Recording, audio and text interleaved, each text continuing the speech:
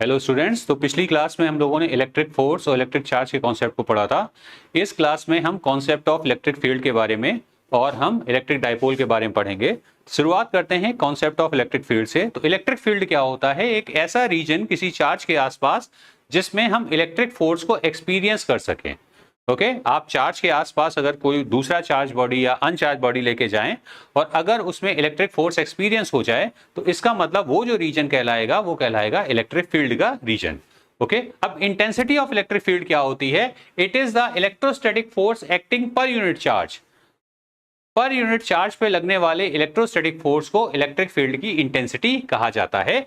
यहां यही बात को लिखा गया है। The intensity of electric field due to a charge at a point in space may be defined as the force experienced by a unit positive charge that I have said, okay, supposed to be placed at that point.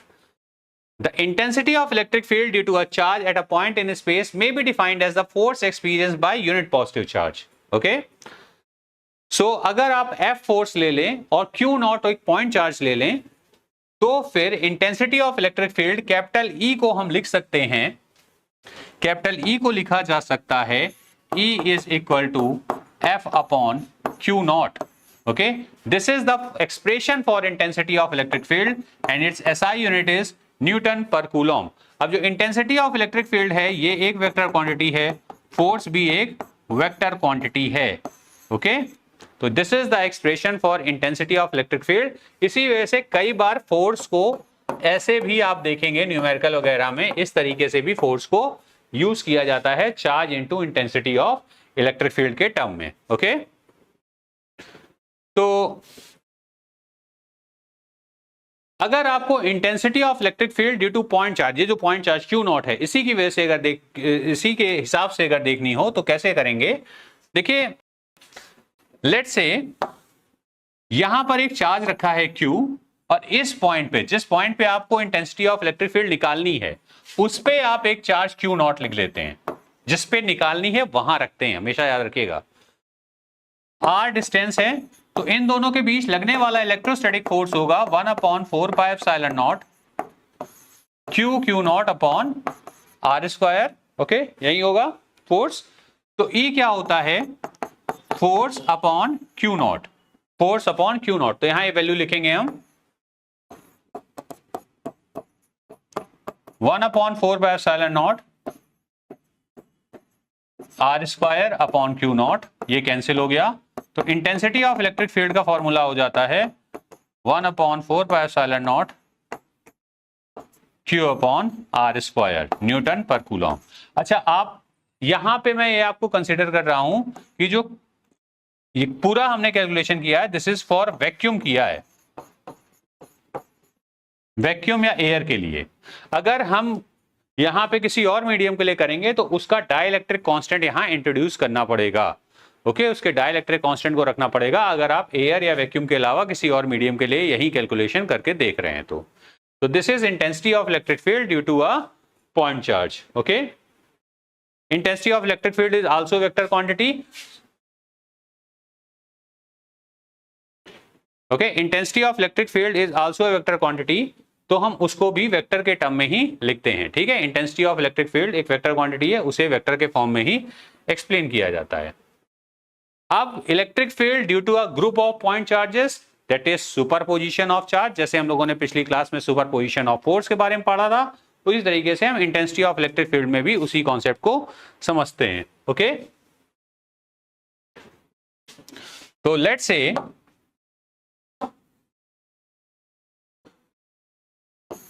ये एक square है, again same type of example, और ये A, B, C और D है। अब आपने कहा गया कि यहां पे आपको तीन चार्जेस रखे हैं Q Q Q। आप C जहां पे चार्ज नहीं रखा है इस पॉइंट पे इंटेंसिटी ऑफ इलेक्ट्रिक फील्ड कितनी होगी? तो एक तो पहले आप B की निकालेंगे इंटेंसिटी ऑफ इलेक्ट्रिक फील्ड। देखिए ये भी वेक्टर क्वांटिटी है, इसको भी हम ऐसे ही लिखते हैं E is equal to 1/4πε0 Q upon R cube vector R। Okay यही रिप्रेजेंटेशन होता है वेक्टर में इसका। इट इज EB, इस तरफ लग रहा होगा ED। तो EB क्या हो गया? K 1/4πε0 को हम K भी लिखते हैं, के क्यू अपॉन डिस्टेंस है आर स्क्वायर, और ईडी भी इतना ही होगा, चार्ज सेम है, डिस्टेंस सेम है, ये दोनों आपस में परपेंडिकुलर हैं, तो इसका रिजल्टेंट होगा EB square plus ED square. आप चाहें तो ये यहां से आता है, ये समझ लीजिए, ईबी ईडी cos 90, क्योंकि ये दोनों परपेंडिकुलर थे तो cos 90 यहां कर दिया। As their values are same, R square whole square whole square, तो ये आ गया यहां से के Q square R square root 2। Okay, this is the intensity. ये ठीक बीच में होगी क्योंकि ये दोनों बराबर हैं, और एक ही इंटेंसिटी भी इसी डायरेक्शन में इस तरफ लग रही होगी। तो ई ए क्या होगा, के क्यू अपॉन बीच की डिस्टेंस हो गई रूट 2a, तो हो गया k q upon 2a square. तो नेट कितना हो गया, E A plus E dash k q upon 2a square root 2k a square. So it is k q upon a square 1 upon 2. This is the way how we can find net intensity of electric field. Okay.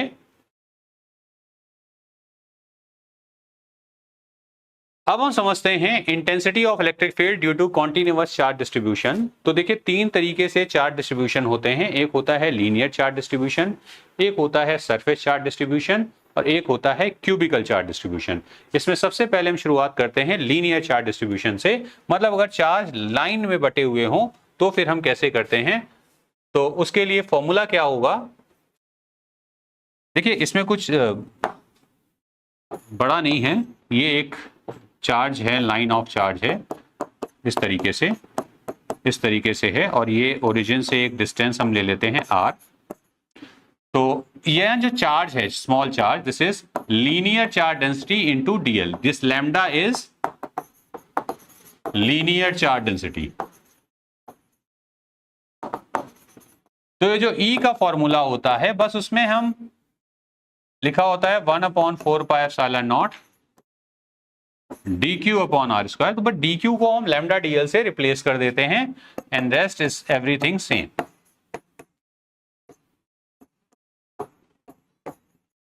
बस इसे कहेंगे linear charge distribution के term में intensity of electric field का क्या expression होगा।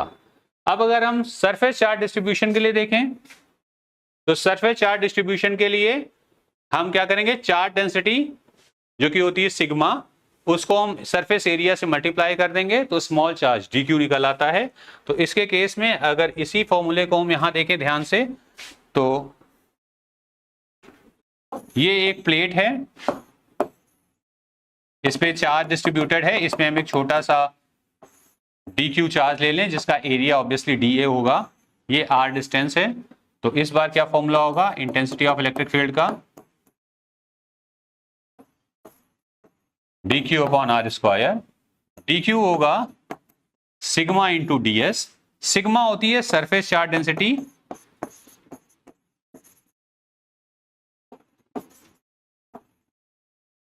Surface charge density. तो हम इस फॉर्मूले में यहां पे लिख देंगे E is equal to integration of 1/4πε0 sigma ds upon R square. Okay, इस तरीके से हम सरफेस चार्ज डेंसिटी को एक्सप्लेन कर देंगे। सरफेस चार्ज डेंसिटी के टर्म में इंटेंसिटी ऑफ इलेक्ट्रिक फील्ड को लिख सकते हैं। और तीसरा होता है क्यूबिकल चार्ज डेंसिटी, वॉल्यूम के टर्म में। ठीक है, अगर चार्ज एक पूरे वॉल्यूम में डिस्ट्रीब्यूट, एक स्फीयर में लेट से डिस्ट्रीब्यूट हो, और स्फीयर का में आप स्मॉल वॉल्यूम dv ले लें, उसका छोटा सा चार्ज अगर dq हो, तो यहां पे लिखेंगे dq is equal to rho dv। Rho is cubical charge density, dv is small amount of volume, dq is small amount of charge. Let's say एक हमारे पास क्यूबिकल शेप की बॉडी है, इस तरीके की एक क्यूबिकल शेप की बॉडी है, इसमें आपने एक छोटा सा वॉल्यूम dv ले लिया जिसका की चार्ज dq हो, और ये r डिस्टेंस पर है। तो हम क्या लिखेंगे, जो dq होगा वो होगा रो इंटू dv, जहां पे रो होती है क्यूबिकल चार्ज डेंसिटी। तो ई का फॉर्मूला हो जाएगा integration of D Q upon R square, और डी क्यू को हम लिख सकते हैं रो डीवी। इस तरह से हम intensity of electric field, surface charge distribution, linear charge distribution और क्यूबिकल चार्ज डिस्ट्रीब्यूशन में समझ सकते हैं। ओके, अब आती हैं what are electric lines of force. तो electric lines of force is that imaginary smooth curve drawn in an electric field along which a free isolated positive charge move. Okay, अगर आप एक चार्ज के पास में, एक कोई चार्ज बॉडी है उसके पास में एक पॉजिटिव चार्ज रख देते हैं, तो वो पॉजिटिव चार्ज जिस पाथ को में मूव करेगा वहीं उसकी इमेजिनरी स्मूथ लाइन जो होंगी वहीं उसकी इलेक्ट्रिक लाइंस ऑफ फोर्स कहलाएंगी। The tangent drawn at any point on these lines gives the direction of force acting on positive charge placed at that point. Okay, आप कहीं भी टेंजेंट बना देंगे तो वो उस डायरेक्शन में जो इलेक्ट्रिक फील्ड की डायरेक्शन है उसको रिप्रेजेंट करती है। Okay, a positive charge left free at any point near any point charge would experience a repulsive force acting radially outward। ये मैं आपको भी दिखाता हूं क्या मतलब हुआ। In the electric field of an isolated negative point charge, the positive test charge would move radially inward. Hence, the line of force are straight directed radially inward. What does it mean? इसका मतलब ये हुआ कि let's say यहां पर एक positively charge body है, इसके पास अगर हम एक पॉजिटिव चार्ज लेके जाते हैं टेस्ट चार्ज, तो वो पॉजिटिव चार्ज रिपेल होगा बाहर की ओर। तो अगर हम इसके पाथ को ड्रॉ करें तो ऐसे बाहर की ओर रेडियली आउटवर्ड ड्रॉ करेंगे, रेडियली आउटवर्ड ड्रॉ करेंगे। यहां पॉजिटिव चार्ज अगर रखते हैं तो ये भी पाथ रेडियली आउटवर्ड। इसी जगह अगर आप एक नेगेटिव चार्ज लेते, नेगेटिव चार्ज होता, और अब आप इसी पॉजिटिव चार्ज को लेके जा रहे होते, तो ये पॉजिटिव चार्ज इसकी तरफ चल रहा होता आपकी, तो radially inward, positive charge radially inward. और यही वजह होता है कि वहां पहले पॉइंट में ही बताया गया, जो पॉजिटिव चार्ज होता है इसकी electric field lines radially outward और नेगेटिव चार्ज की फील्ड लाइंस रेडियली इनवर्ड होती हैं। Okay okay, so the second point is the line of force are drawn in the field produced by two equal and opposite charges at a small distance. These lines originate on the positive charge and terminate in the negative charge.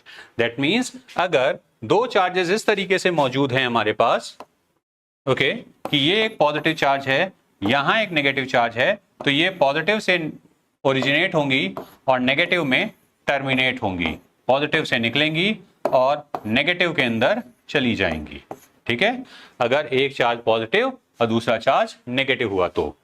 तीसरी property है the line of force for similar charge कैसे draw होती हैं, और चौथी line of force in uniform field में किस तरीके से ड्रॉ होती हैं, वो मैं आपको बताऊंगा। तो अगर हम बात करते हैं सिमिलर चार्ज की, if you talk about the similar charge, then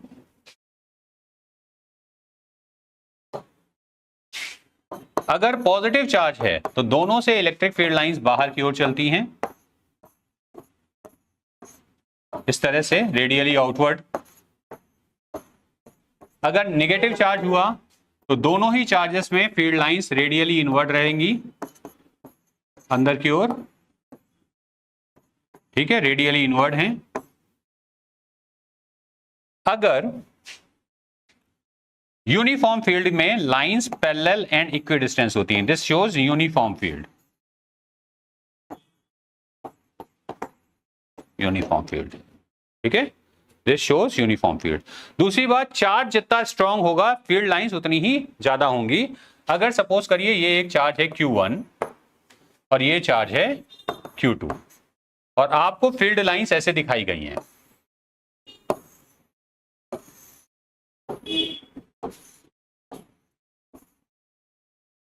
okay,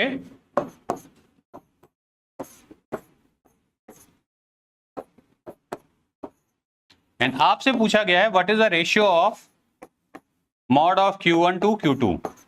तो हम क्या करेंगे, फील्ड लाइंस काउंट करेंगे। यहां पे हैं 4, यहां पे हैं 448. So the ratio is this. So this will be the ratio of the charge also. More will be the charge, more lines of force can be drawn. जितना ज़्यादा चार्ज होगा उतनी ही ज़्यादा लाइन ऑफ फोर्स को draw किया जा सकता है. ओके. इसके बाद properties of electric lines of force क्या होंगी? तो पहली प्रॉपर्टी होगी the electric lines of force originate from positive charge and terminate on negative charge, जो भी मैंने आपको दिखा दिया. द टेंजेंट ड्रॉन और eight any point on the line of force gives the direction of electric field eight that point. Uniform field में जो direction होती है, वो जो लाइन होती है, वो डायरेक्शन ऑफ फील्ड को ही रिप्रेजेंट कर रही होती है. कहने का ये मतलब हुआ यहाँ पे कि जो अगर ये जैसे एक लाइन है, पॉजिटिव है, ये नेगेटिव है और लाइन ऑफ फोर्स ऐसे चल रही है, तो आप किसी भी पॉइंट पे, इस पे किसी भी पॉइंट पे अगर आप जाके टेंजेंट ड्रॉ कर देते हैं, अगर आप किसी पॉइंट पे टेंजेंट ड्रॉ करते हैं, जैसे यहाँ पे आपने कर दी तो इलेक्ट्रिक फील्ड की ये डायरेक्शन हो गई, यहाँ कर दी तो फील्ड की डायरेक्शन ये हो गई, यहाँ कर दी तो फील्ड की डायरेक्शन ये हो गई.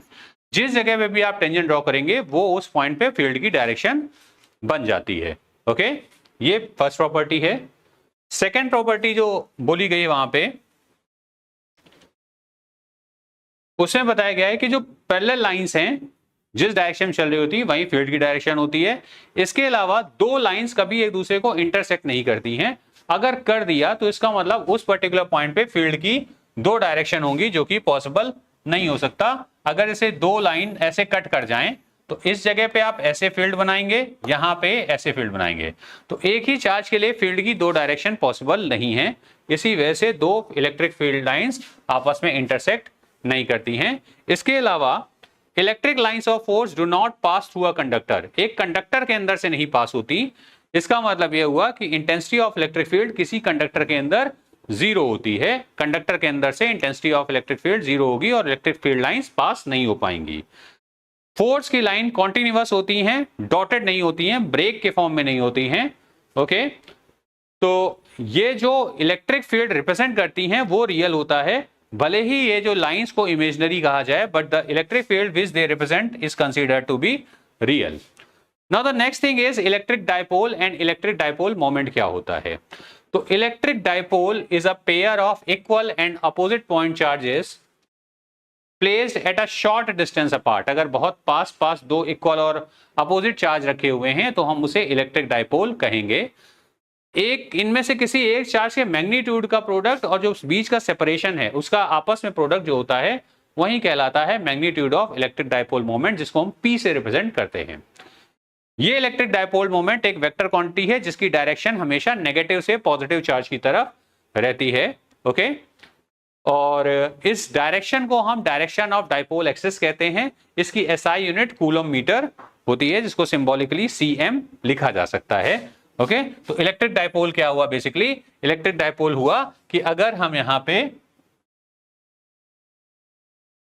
इलेक्ट्रिक डायपोल होता है कि अगर यहां दो चार्जेस हैं अपोजिट नेचर के, स्मॉल q और प्लस q, इनके बीच का सेपरेशन 2l है और इसकी डायरेक्शन नेगेटिव से पॉजिटिव की तरफ चल रही है, तो जो P की वैल्यू होगी वो होगी Q इंटू 12. इसी को इलेक्ट्रिक डायपोल कहा जाता है. देखिए डिस्टेंस हम 12 इस वजह से ले रहे हैं क्योंकि आगे कैलकुलेशन में आसानी होती है. कुछ बुक्स में x या d भी लिखी होती है, तो बेसिकली जो डेफिनेशन होती है वो केवल ये कहती है दोनों चार्जेस के बीच का सेपरेशन और किसी एक के चार्ज का मैग्नीट्यूड, इसका जो प्रोडक्ट होता है वही इलेक्ट्रिक डायपोल कहलाता है. अब क्योंकि दोनों चार्ज इक्वल अमाउंट के हैं तो आप मैग्नीट्यूड किसी भी चार्ज का उठा सकते हैं.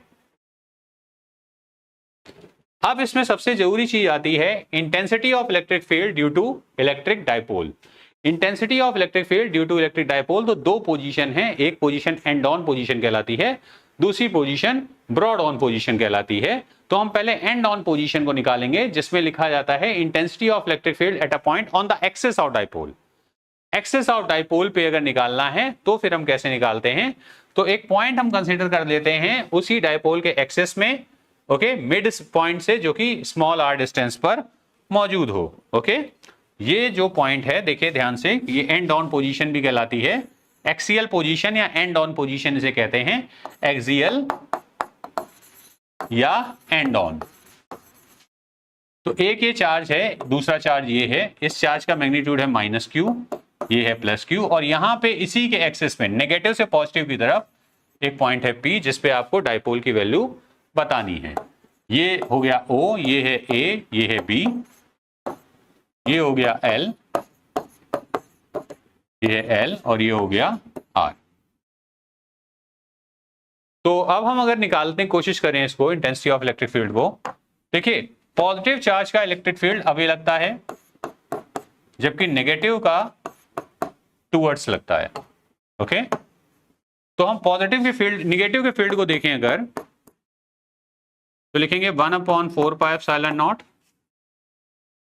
क्योंकि ये वेक्टर क्वांटिटी है तो चार्ज को साइन के साथ नहीं लिखते हैं, बीच का सेपरेशन r प्लस एल होगा, माइनस क्यू के लिए r प्लस एल का होल स्क्वायर। पॉजिटिव चार्ज है 1/4 पाई एप्सिलॉन नॉट, और इसकी डिस्टेंस है r माइनस एल का whole square. Okay, so net electric field क्या होगा? नेट इलेक्ट्रिक फील्ड क्या होगा? यहां से नेट इलेक्ट्रिक फील्ड होगा, डायरेक्शन क्या है? नेगेटिव से पॉजिटिव, तो पॉजिटिव फाइनल, नेगेटिव इनिशियल, तो हम लिखेंगे positive minus negative net electric field, दोनों अपोजिट डायरेक्शन में सब्ट्रैक्ट करेंगे। तो ई कितना आया? 1/4 pi epsilon naught Q upon r minus L का whole square minus 1/4 pi epsilon naught r plus L का होल स्क्वायर। तो हम जरा कॉमन कर लेते हैं, लिख देते हैं q/4 pi epsilon not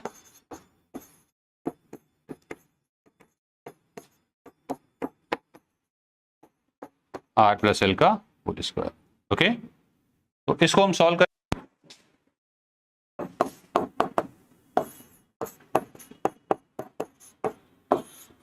LCM ले लें।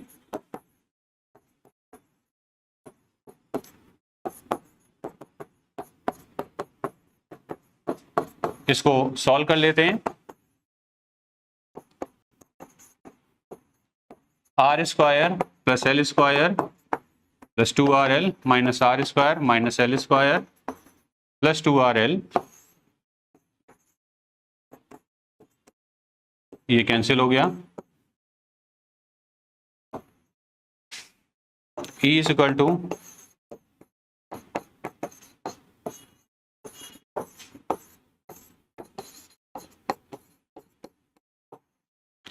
अब if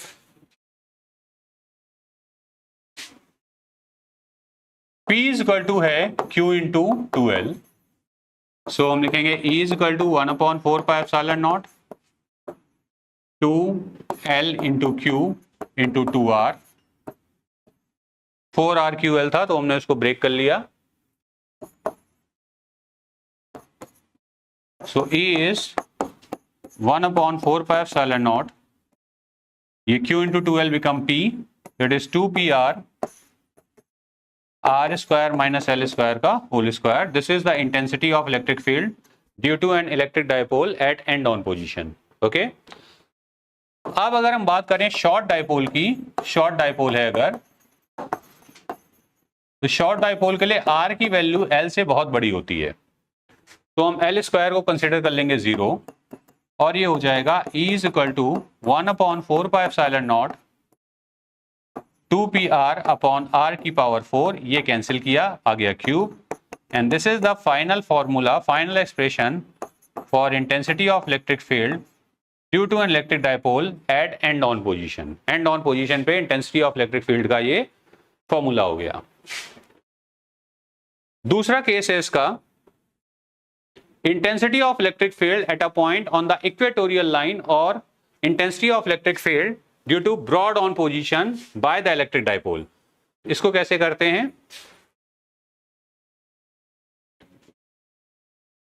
तो ब्रॉड ऑन पोजीशन या इक्वेटोरियल पोजीशन के लिए लेट्स से यहां पे एक डाइपोल रखा है, ये चार्ज है -Q, ये चार्ज है +Q, और ये O पॉइंट इसके परपेंडिकुलर बाइसेक्टर पे एक पॉइंट है R डिस्टेंस पे P, जिस पे हमें intensity of electric field measure करनी है। ये लेंथ हो गई L, ये लेंथ हो गई L, तो ये हो गया √R² + L², और ये भी हो गया √R² R square plus L square. तो देखिए क्योंकि ये नेगेटिव चार्ज है तो इसका इलेक्ट्रिक फील्ड इस तरफ लग रहा होगा,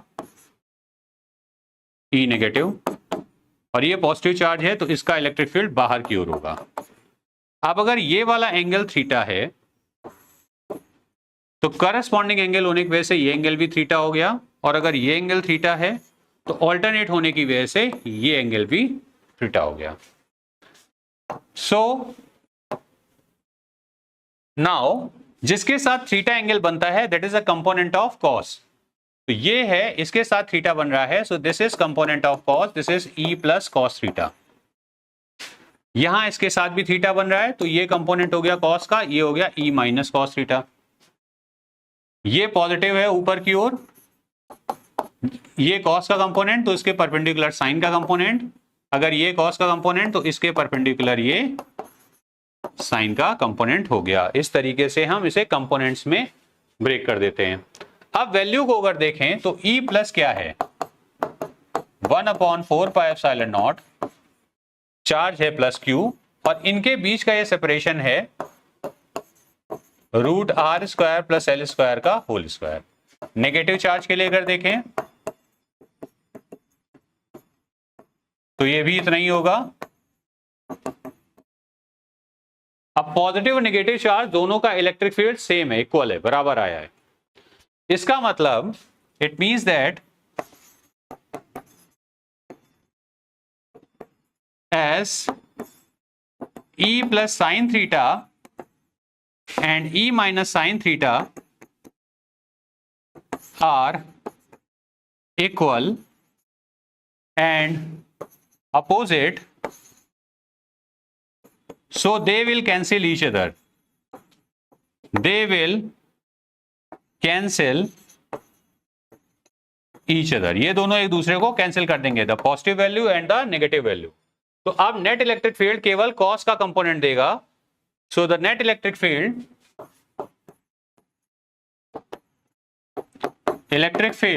is E is equal to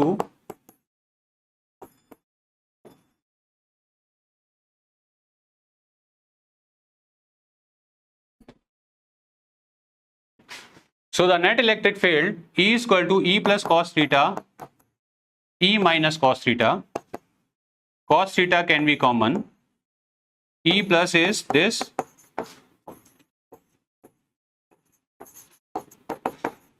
whole square plus 1/4πε0 Q √r² plus L² का होल स्क्वायर। तो ये दो बार हो गया, 2 टाइम्स हो गया। और cos थीटा की वैल्यू क्या होगी, base upon hypotenuse,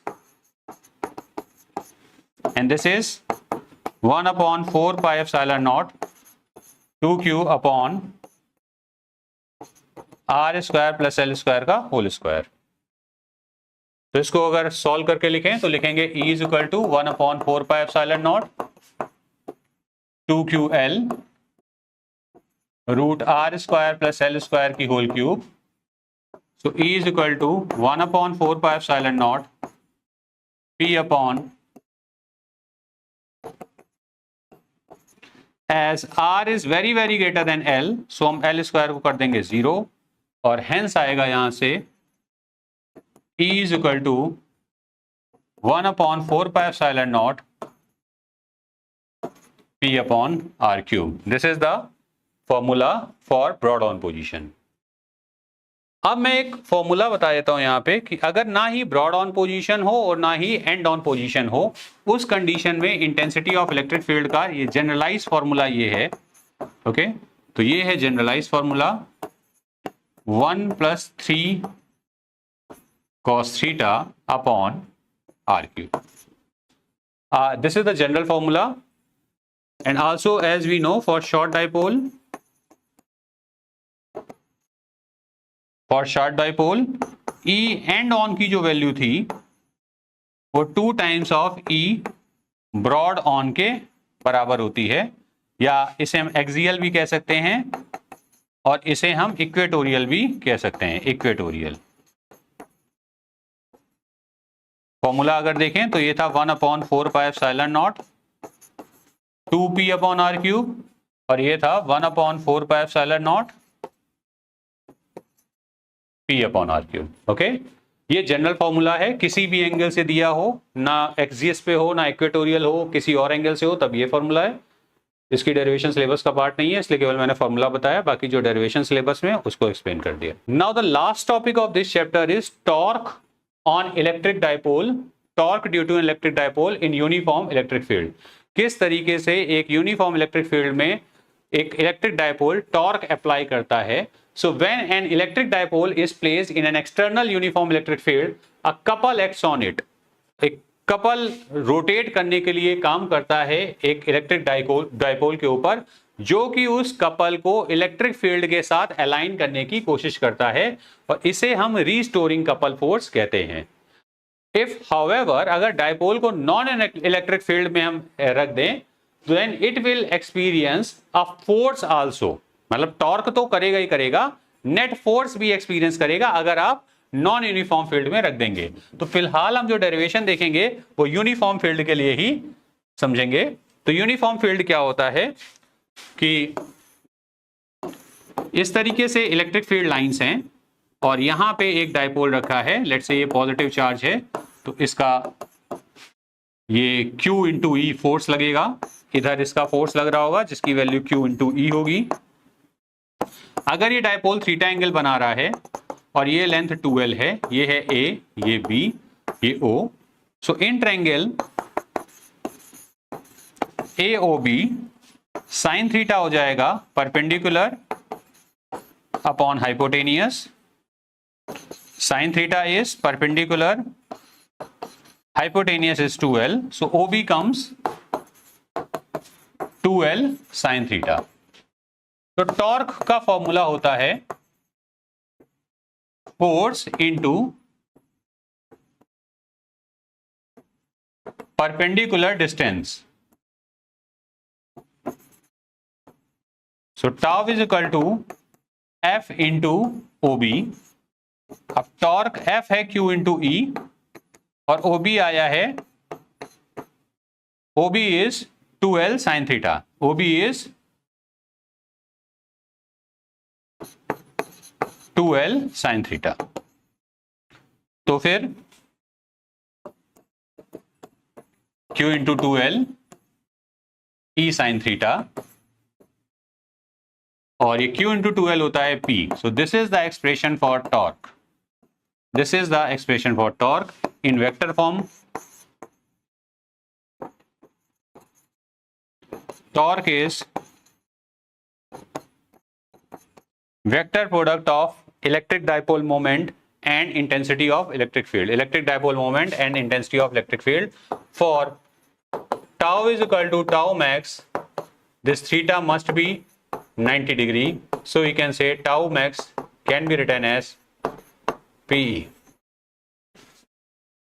okay, so ये था torque due to an electric dipole in an uniform electric field. तो इस चैप्टर के साथ, इसी टॉपिक के साथ ये चैप्टर खत्म होता है, intensity of electric field and electric charge. अगले टर्न पे हम गॉस थ्योरम के टॉपिक को पढ़ेंगे। Okay, thank you.